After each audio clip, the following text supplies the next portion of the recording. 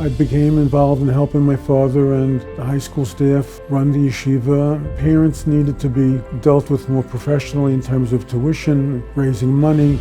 I became completely involved with the elementary school principals and the high school principals in determining curriculum and determining how the yeshiva ran. We wanted the students to be real. We wanted them to know and understand the concepts of Emunah. We wanted them to know and understand educational concepts. There was no fluff. They had to understand the curriculum, whether it was math or English or Chumash or Navi.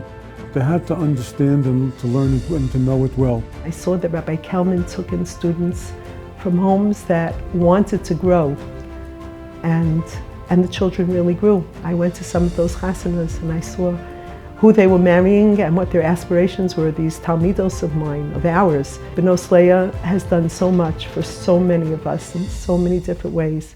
Rabbi Leib was always there to make sure that no matter where you fit into the category here, you always ended up surviving and eventually rising to your best potential. We wanted every child to learn that to the best of their ability. At some point that led to our realization that not every student was able to learn the same. And so we started a resource room. That was probably a first in the Jewish community. When Rabbi Kelman asked me to take on my current position as directing the Hebrew Resource Room, it was not something I was really looking to do. I was very reluctant to accept it. And Rabbi Kelman has always kind of pushed me in a positive way, encouraged me. Last year, Rabbi Kelman met with me just to discuss the progress of students in different subject areas, and he just had this idea. He said, why don't we motivate the girls to improve their kriya by offering them money if they reach a certain goal? And in order to gain fluency, they had to practice.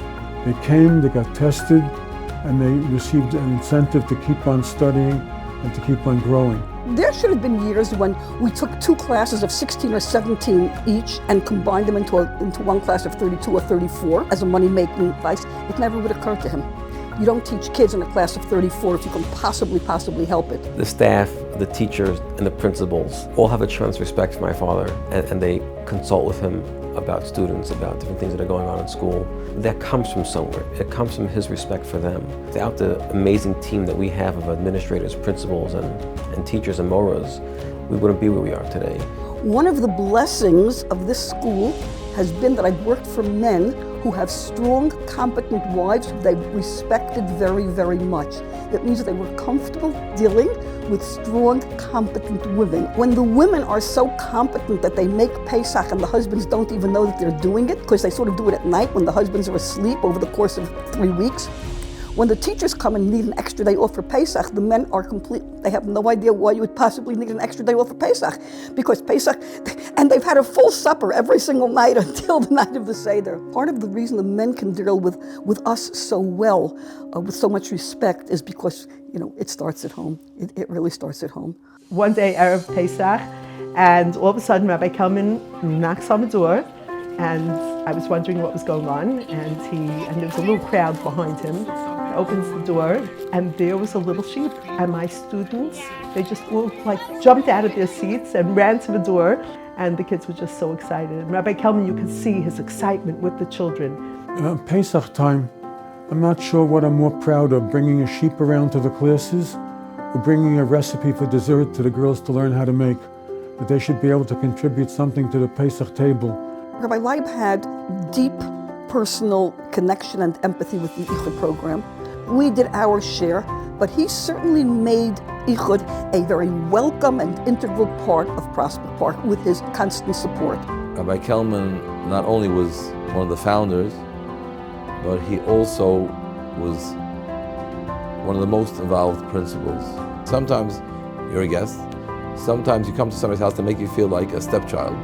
Sometimes they make you feel like you're a child. And sometimes you feel like you're a Ben Yachid. I could say in Prospect Park, we felt really like a Ben Yachid. Whatever we needed, in any which way, everything was taken care of as if we'd been part of B'nos Leah. He was a visionary, able to understand what the work of a klal means.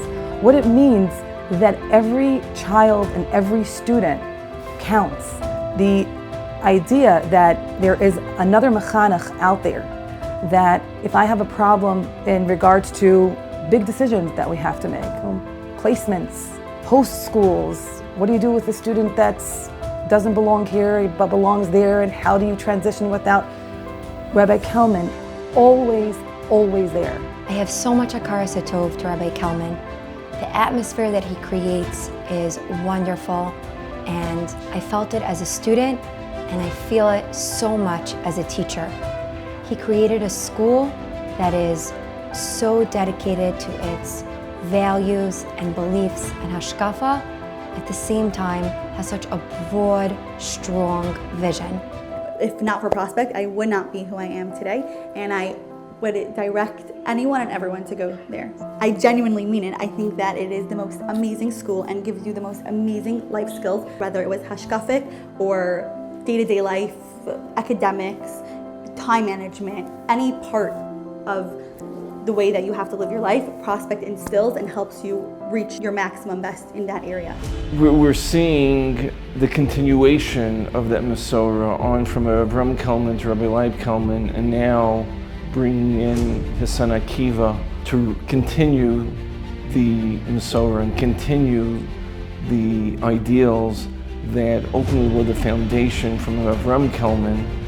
It's really a pleasure to see Rabbi Akiva Kelman continue and really build upon what his grandfather and his father had laid out for him.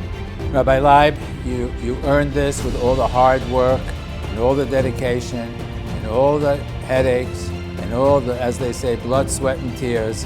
And I wish you a Hatzak and Mazel Tov.